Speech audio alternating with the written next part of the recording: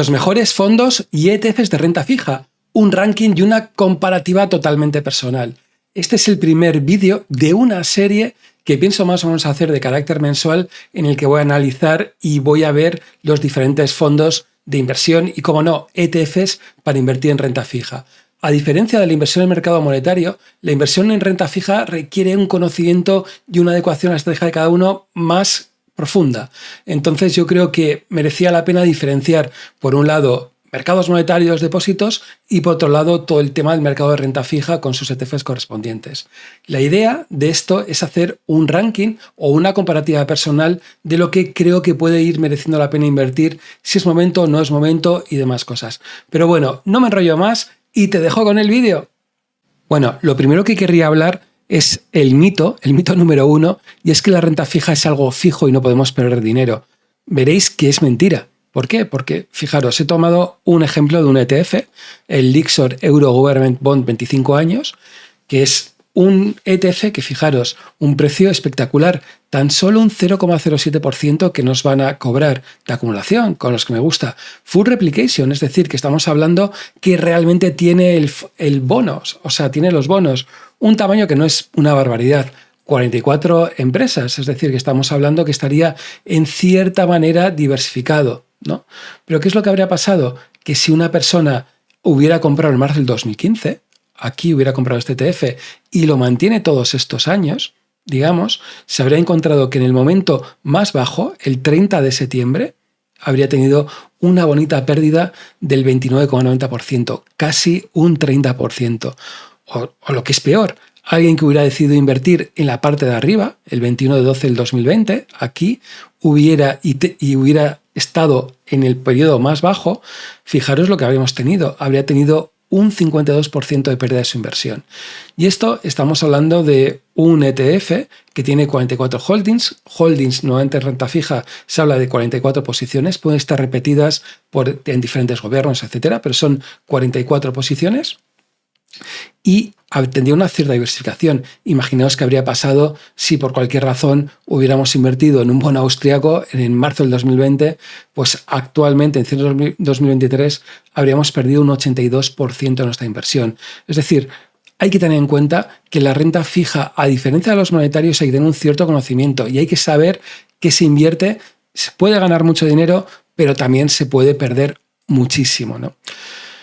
Cosas que yo creo que es importante a la hora de verlo, ¿no? Y ver dónde estamos, ¿no? Cuáles han sido las rentabilidades más o menos históricas. Y yo creo que esto es algo que todo inversor tendría que tenerlo como cabecera, ¿no? Hay diferentes estudios, uno de Jeremy Siegel, otro de Oscar Jordá y más autores de Rate of Return of Everything, que sobre todo nos calculan cuál ha sido la rentabilidad tanto de las acciones como de los bonos, como las bills. Las bills serían las letras del tesoro, el oro o yo qué sé, simplemente lo que sería, digamos, la inflación, ¿no?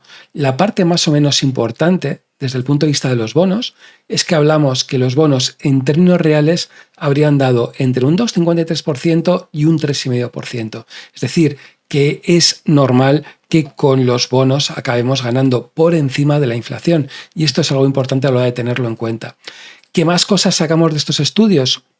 Este gráfico, que yo creo que es uno de los gráficos más interesantes para verlo. ¿Por qué? Porque podemos ver que ha habido momentos históricos en los que hemos tenido unos rendimientos por encima de la inflación, sería estos de aquí, y otros momentos que hemos tenido unas rentabilidades por debajo de la inflación.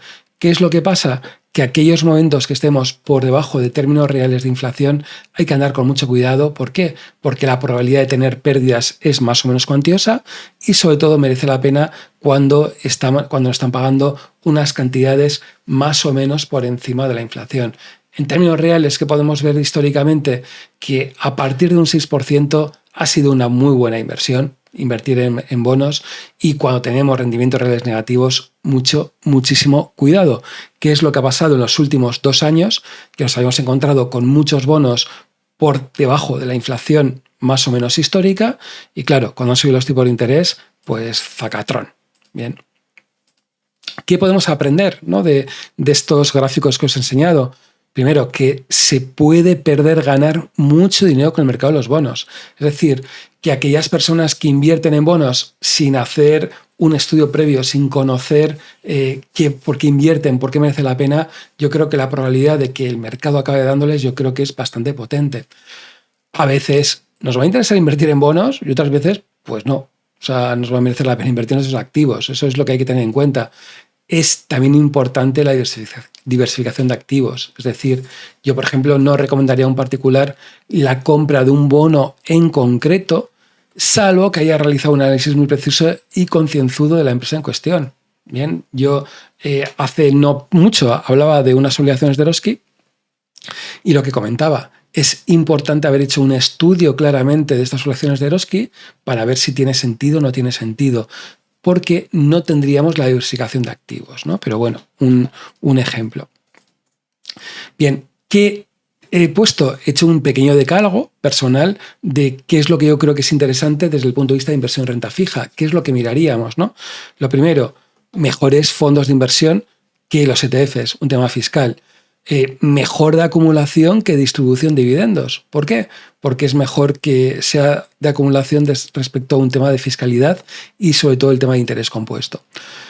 Que también, pues que me fastidia o me cuesta pagar comisiones o TERS por encima de un 20%. Realmente me cuesta. Pongo aquí el tema del alquiler de bonos. ¿Por qué? Porque realmente muchos ETFs y muchos fondos de inversión alquilan o ponen a alquilar esos bonos que tienen en cartera y con eso consiguen una rentabilidad un poquito mayor, ¿no? Entonces a veces nos vamos a encontrar que nos va a cobrar una gestora, por ejemplo, un 0,15, un 0,20% y luego nos van a devolver un 0,08%. Es decir, que puede que nos cueste un 0,10% utilizar ese ETF o ese fondo de inversión. Tamaño importa, mayor tamaño siempre mejor, número de posiciones importa, es decir, cuantos más activos, más bonos tengamos debajo de este fondo de inversión o ETF, mejor. La calidad crediticia importa, a mayor calidad mejor. Me da un poquito igual si sea Moody's, S&P o Fitch. Cualquiera de estas tres yo creo que es suficientemente importante para tenerlo en cuenta.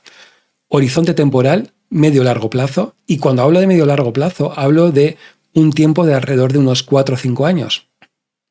Si tu idea es invertir en un par de años, te recomiendo que vayas a monetarios. Te va a salir casi mejor a cuenta que ir a renta fija. Octava, diversificación por países. Mejor que haya diversificación de países y no tener un ETF, un fondo de inversión centrado en un país. Hace no mucho, mucha gente me preguntaba sobre Italia, ¿no? Un ETF especializado en Italia, pues tampoco lo recomendaría. Tenerlo como divisas un euro, un dólar, es lo que os diría. Para el 90% os diría que solo euro y a algunos le diría dólar, pero otras divisas como franco suizo, yenes, etcétera, olvidaros. O sea, no merece la pena. Bastante es complicado la renta fija en euro dólar como para meterte más frentes, ¿no? Y las divisas te hacen que tengas otros frentes, ¿no? Y luego el décimo, invertir en fondos de inversión que no se cubran. No significa que no podamos cubrirnos a nivel personal, pero yo creo que si quieres cubrirte tiene que ser tú, no el fondo a la hora de, digamos, de hacerlo, ¿no?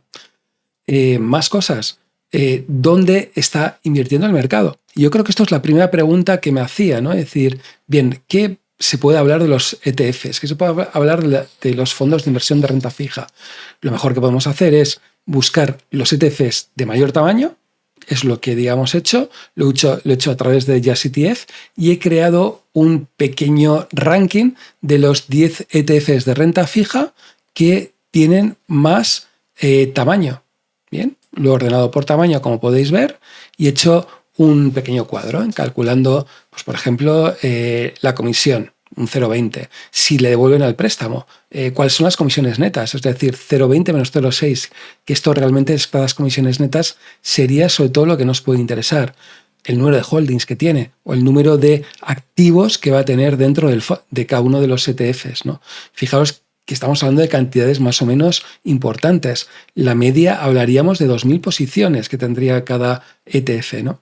Tamaño, estaríamos hablando, y luego, por último, estaría calculando 2 o 3 variables importantísimas a la hora de ver cualquier inversión en renta fija o cualquier fondo de inversión o cualquier ETF. El primero sería el rendimiento teórico a peor, que sería, digamos, la rentabilidad que obtendríamos de estos bonos si se fueran a vencimiento y nos olvidáramos de la oscilación de precios. Bien, cada uno de ellos lo podemos ver y nos damos cuenta que estaríamos hoy por hoy con una media del 4,20%. La duración efectiva, es decir, estaríamos hablando de cuánto es la duración pendiente, teniendo en cuenta intereses y teniendo en cuenta el principal que tendríamos de los bonos. Fijaros, estamos hablando de 3,68. Y cuál es la calidad crediticia de los diferentes bonos, que la media es 1, ¿no? ¿Qué es lo que podemos sacar de conclusiones de los 10 ETFs que invierten en renta fija más importantes? Como curiosidad, sobre todo corporativos. 9 de cada 10. Es decir, que muchas veces me encuentro mucha gente que me habla de invertir en fondos monetarios de gobierno solo o de ETFs de gobiernos o lo que sea, ¿no? El volumen, el dinero, la pasta, chicos, está en corporativos. No está tanto en temas de gobiernos. Es más, solo hay uno en el top 10 que pertenece a gobiernos. Normalmente tienen una cantidad de holdings o de participaciones bestias. Fijaos que estamos hablando de 2.000, una auténtica barbaridad de activos, y la diversificación que tienen no tiene otro nombre que brutal, ¿no? Tamaños importantes, 4.600 millones, un rendimiento del 4,20 y una duración alrededor de 4 años y una calidad a un grado alto medio desde el punto de vista, digamos, de inversión, ¿no? Entonces, este sería más o menos el perfil donde la mayor parte de los ETFs de renta fija estarían invertidos. Es importante. ¿Y por qué he cogido los ETFs de renta fija? Porque nos vamos a encontrar muchas veces que los propios fondos de inversión que nos van a vender los bancos, lo que hacen muchas veces es comprar debajo diferentes ETFs, y muchas veces puede ser que te compren estos mismos ETFs a la hora de aplicar sus diferentes políticas, ¿no? Entonces, hay que tenerlo muy en cuenta los ETFs, porque es donde está realmente muchas veces el dinero. ¿Qué más cosas? Pues pensaba, para aquellos que quieren tener un porcentaje de renta fija en cartera y en cierta manera olvidarse. Pongo un asterisco aquí de olvidarse, porque no te puedes olvidar nunca. Bien, siempre hay que pensar que la renta fija podemos tener grandes pérdidas, y que mientras tengamos una inflación del 2-3% que tenemos, más o menos histórica, o sea, que si hemos tenido momentos de un 8 o un 9, pero en periodos de tiempo más o menos largos, ese 2-3% es lo lógico, y que la rentabilidad histórica de los bonos ha sido históricamente un 2,5, pues nos da que más o menos este 4 o 5% estaríamos más o menos en precio. Bien, y esto es la parte importante. Cuando hay gente que me está diciendo, no, es que vamos a tener una oportunidad histórica de invertir en bonos. Sí, yo creo que vamos a tenerla. Posiblemente el año que viene sea una buena alternativa para invertir en bonos, pero lo complicado va a ser si pasa algo o cambia y volvemos a tener una situación en la que los bonos, por ejemplo, vayan a un 2%, ¿qué hay que haces, ¿no? O sea, la histórica nos indica que la probabilidad de que se vuelva contra nosotros y perdamos dinero es más o menos potente, ¿no? Aquí os dejo varios, por un lado ETFs y por el otro lado diferentes fondos de inversión, para que podáis echar un vistazo y a ver si alguno de ellos pues os parece interesante, ¿no? Sobre todo lo que antes he destacado, ¿no? Comisiones de gestión relativamente bajas. Bien, ya veis que 0,20, 0,12, etcétera, incluyen devoluciones de préstamo, que fijaros cómo realmente desde el punto de vista de comisiones netas, fijaros lo que estaríamos pagando, que es muy poquito, 0,14, 0,09, realmente bastante ridículo. Muchos bonos, muchos holdings, digamos, dentro de cada uno de las posiciones, tamaños más o menos interesantes, alrededor de un 4%, unos 4 años, una calidad crediticia bastante interesante.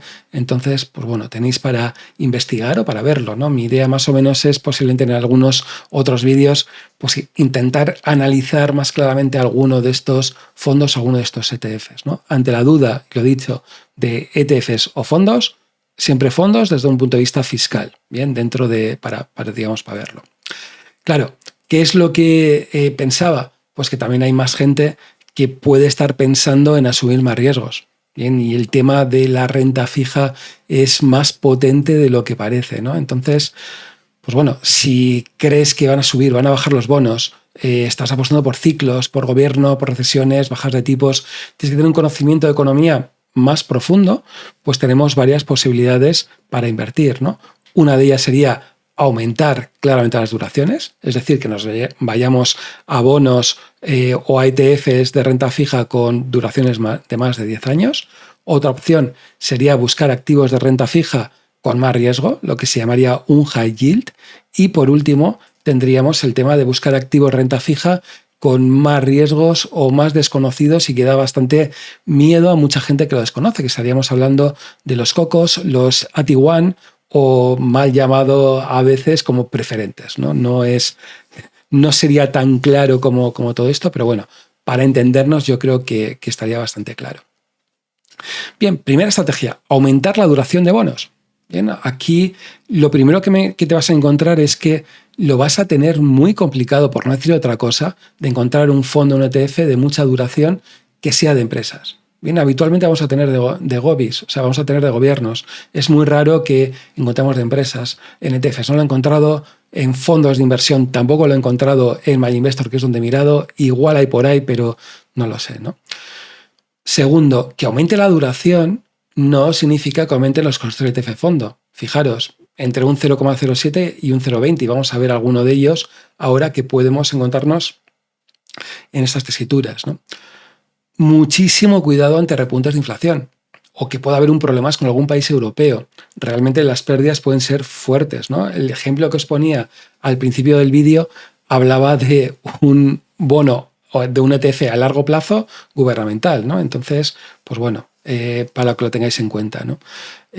Os dejo el leasing para que podáis verlo, las comisiones, calidades crediticias, las rentabilidades que han podido tener en el último mes. Fijaros, el último mes alguno de ellos ha sido brutal, ¿no? Un 10,86%, en la rentabilidad a 3 meses un 8%, pero claro, si alguien habría comprado este ETF hace un año, estaría perdiendo un 10,94. Esto significa que ha habido en algún momento, hace no tanto, que teníamos este ETF perdiendo, digamos, alrededor de un 20%, ¿no?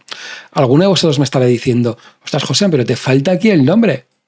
Sí, me falta el nombre, oculta el nombre, pero bueno, ¿por qué? Porque yo creo que a veces no hay que dar todo hecho, ¿no? Yo creo que también está bien que a alguno le interese y busque a ver de qué tipo son estos ETFs, qué bonos gubernamentales son, etcétera, ¿no? Un poco porque también, leches, también hay que trabajar un poquito. Otra estrategia, y me parece también bastante interesante, sería reducir la calidad crediticia y ir a lo que se llaman bonos high yield. Bien, entonces, ¿qué es lo que buscamos? Son sobre todo lo que se llama sub-investment grade, bien, high yield. Las comisiones suelen ser un poquito más elevadas, para que tengáis en cuenta, van desde un 0,20 hasta un 0,50%, bien. También es cierto que muchas veces en high yield se presta muchísimo bonos, entonces se puede recuperar una parte realmente importante de estas comisiones que se están pagando, ¿no? Es tremendamente importante, por no decir esencial, la diversificación. Bien, ¿por qué? Porque tenemos muchas probabilidades que alguno de estos bonos pues deje de pagarnos o la empresa se vaya a la porra. Entonces, todo esto es importante que tengamos una cartera hiperdiversificada de bonos para evitar esos posibles problemas o esas posibles pérdidas. ¿Qué es lo que pasa? Que alguno puede decir, no, es que no quiero perder. Nadie quiere perder. Pero si imagínate, tienes una cartera de 2.000 bonos y de repente 2 bonos se te van a la porra, la pérdida en porcentaje que te va a suponer es relativamente pequeñita, es muy pequeñita dentro de tu cartera y la rentabilidad extra que te pueden darte puede que te merezca la pena, ¿no? Pero eso depende de la aversión al riesgo de cada uno, ¿no? Y luego también, complicado de encontrar fondos de inversión, por lo que he estado viendo, que cumplan el tema de que sean baratitos desde el punto de vista de comisiones. ¿Cuáles os he puesto? Pues os he puesto para que veáis sobre todo tres ETFs, ¿no? Uno de BlackRock y Shares, otro de Xtrackers y otro de BNP Paribas. Bien, os dejo el leasing y, por ejemplo, como curiosidad, lo que antes os decía, ¿no? El de iShares, el de BlackRock, nos estarían cobrando un TER de 0,25%, pero de repente miramos y lo que consiguen por prestar los bonos que tiene, digamos, el ETF es de un 0,27%. Es decir, que estamos hablando, fijaros, de un ETF que nos sería gratis la comisión de gestión, que nos cobrarían, es más, conseguiríamos algo, ¿no? Fijaros, 400 holdings, 400 bonos. Siempre que hablo de holdings, hablo de diferentes bonos, Bien, puede ser que tengamos una empresa que tenga 3 bonos. Suele ser raro, pero bueno, para lo que tengáis en cuenta, como es el tamaño. El rendimiento teórico peor, es decir, la rentabilidad teórica que se sacaría invirtiendo en estos bonos a finalización del periodo. En este caso, por ejemplo, el de BlackRock estaría dando un 6,29% y tendríamos una duración de casi 3 años. ¿Vale? Para decir, es decir, que el que esté invirtiendo aquí está invirtiendo sobre unos 3 años de duración media y un rendimiento del 6,30%, ¿no? La calidad crediticia, casi todos van a ser BBs, W, es muy raro que nos encontremos con otras realidades, ¿no? Y luego las rentabilidades, fijaros, en el último mes, muy bueno, un 3% de rentabilidad, en los últimos 3 meses un 3,90% y anualizada habríamos tenido rentabilidades de entre un 8 y un 9,76%. Realmente son rentabilidades más o menos potentes, ¿no? También, ¿qué es lo que he puesto? Lo que son las primeras 3 posiciones. ¿Por qué lo he puesto? Porque muchas veces la gente tiene pánico cuando hablan de high yield o de que hay riesgo, que puedes tener muchos problemas, etc. Pues sí, pues puede haber ciertos problemas, pero fijaros los bonos de qué empresa estamos hablando. En el de BlackRock, la primera posición es Telefónica Europe. Pues sí, Telefónica no está para tirar cohetes, pero bueno, tampoco es que sea el bar Paco de la esquina. Forvia o Banco Sabadell, por ejemplo, estarían en sus posiciones. El de Xtrackers estaría en Lorca Telecom, que yo no conocía, pero es de Lorca, de la ciudad de Lorca. Tendrían ThyssenKrupp o Telecom Italia. De BNP Paribas tendríamos a Douglas GmbH, Abertis o Grifols. O sea, fijaros que tendríamos empresas más o menos unas cuantas españolas y que no son muchas veces cualquier cosa a la hora, digamos, de invertir, ¿no? Entonces, bueno, sería para dar una vueltita, ¿vale? Para la hora de verlo. Otra opción sería el tema de estrategias COCOS o AT1, ¿no? Que serían sobre todo lo que hablamos de bonos contingentes, llamadas preferentes, AT1 en inglés, y realmente la realidad es que tenemos muy pocos ETFs. Fondos de inversión ni me he mirado porque sin ETFs no hay, en fondos de inversión dudo que haya mucho. Sobre todo lo que veo que hay muchos inversores que compran directamente y se hacen su cartera, que esta es otra opción, pero bueno, tampoco lo acabo de ver, ¿no? Hay sobre todo 2 gestoras, Invesco y WisdomTree, que se comen prácticamente todo el papel, ¿no? Y que sobre todo no te lo recomendaría salvo que tengas unos conocimientos bastante profundos de renta fija y de cada uno de los bancos, porque son bancos los que están, digamos, detrás, ¿no? Os dejo aquí los 2 posibles ETFs para que echéis un vistazo, el Invesco AT1, WisdomTree AT1 y sobre todo, fijaros, unas comisiones de un 0,39%, es decir, que no son baratos, tamaños pequeñitos, no llegan a 500 millones de euros, muy pequeñito, pocas holdings, o sea, es decir, que tampoco es que tengan muchos bancos que estén trabajando, un rendimiento a peor importante, un 8,54, 8,28%, calidades crediticias pues parecidos, digamos, a lo que hablamos de high yield, y aquí os dejo las rentabilidades, ¿no? Lo mismo. ¿Cuáles son las primeras 3 posiciones desde el punto de vista de estos AT1, ¿no? El de Invesco sería Crédit Agricole, Lloyds y Deutsche Bank. En el segundo, el de WisdomTree, serían UBS, PNB y HSBC. O sea que realmente detrás suele haber bancos más o menos potentes dentro de todo esto, ¿no? Como dato, si os veis, no pongo duración efectiva. ¿Por qué? Porque normalmente los cocos no tienen final, es decir, que es un híbrido entre acciones y bonos y lo que hace es que nunca finalizarían, digamos, su emisión. Pero bueno, dentro de todo. Bueno, entonces, ¿qué hacemos? ¿No? Lo primero, tienes que analizar variables económicas. Si te merece la pena entrar o no, o dejar de entrar, si baja la inflación, si la rentabilidad es adecuada al histórico. ¿Qué es lo que pienso? Que tenemos unas probabilidades más o menos altas de que o bien haya una pequeña recesión para el año que viene o que nos encontremos con que se para la economía. Yo creo que lo veo bastante claro, ¿no?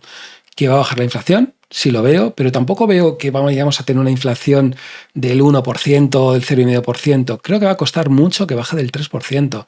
Y mientras no se vea claramente ese 2%, los bancos centrales no van a actuar. Es lo que yo veo, ¿no? También que tener algo de high yield, pues yo creo que no tiene que ser mala idea. O sea, está súper denostado el tema de high yield. Pero fijaros, hay empresas que no son tan malas, uno.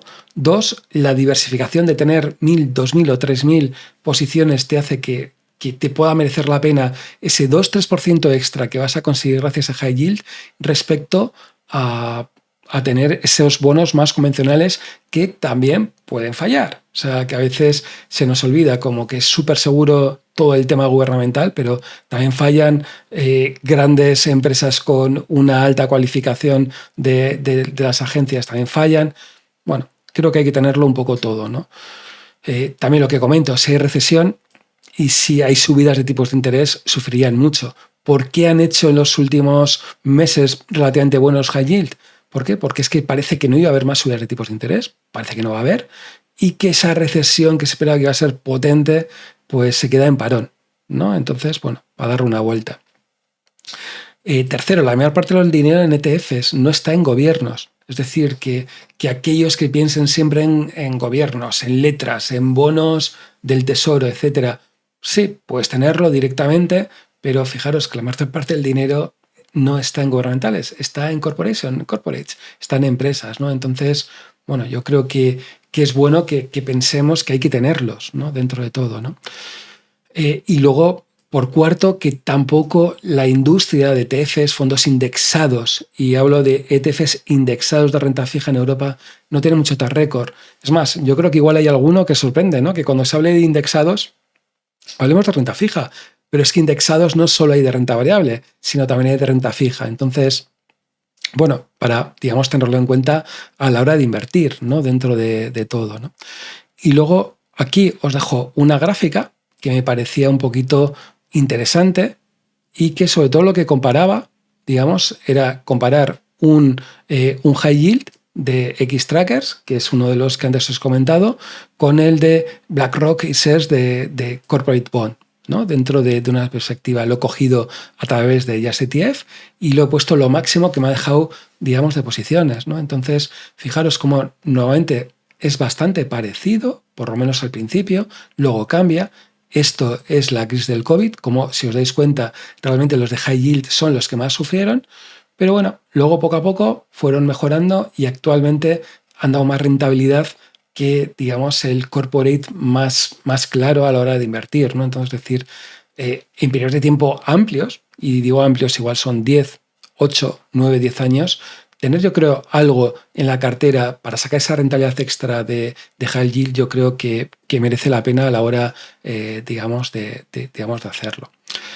Y bueno, y yo creo que con esto más o menos acabo el vídeo. Ya veis que he intentado en el primer vídeo explicar bastantes cosas. Igual ha sido un poco duro, he intentado bajar bastante el nivel. Pero bueno, espero que se aprenda, ¿no? Yo creo que lo interesante igual es que en un vídeo no vamos a aprender de todo. Yo creo que está bien para ver en próximos vídeos cuál sería, digamos, la manera y cuáles pueden ser las estrategias que yo considero que pueden ser interesantes desde el punto de vista de esa renta fija que muchos de nosotros tenemos. Yo soy una persona que tengo bastante indexados de renta variable, pero también considero que algo de renta fija hay que tener, ¿no? Y como he comentado alguna vez, de tener todo en monetarios, hoy por hoy es un punto en el que estoy realmente dando una vueltita para quedarme con poquito en monetario y pasar más a renta fija, ¿no? Sin más, simplemente comentaros el tema del canal de Telegram, Mejores Depósitos Subasteros, en el que ya estamos 1.800 miembros, me parece bastante potente y sobre todo un poquito, pues que hablamos de cosas de lo que estamos hablando, ¿no? Fondos monetarios, de letras, de fondos, de renta fija, etcétera. Y bueno, está interesante porque se está haciendo una comunidad en la que más o menos se intenta contestar, se intenta resolver muchas dudas de mucha gente. Pero bueno, nada más. Nos vemos en el siguiente vídeo.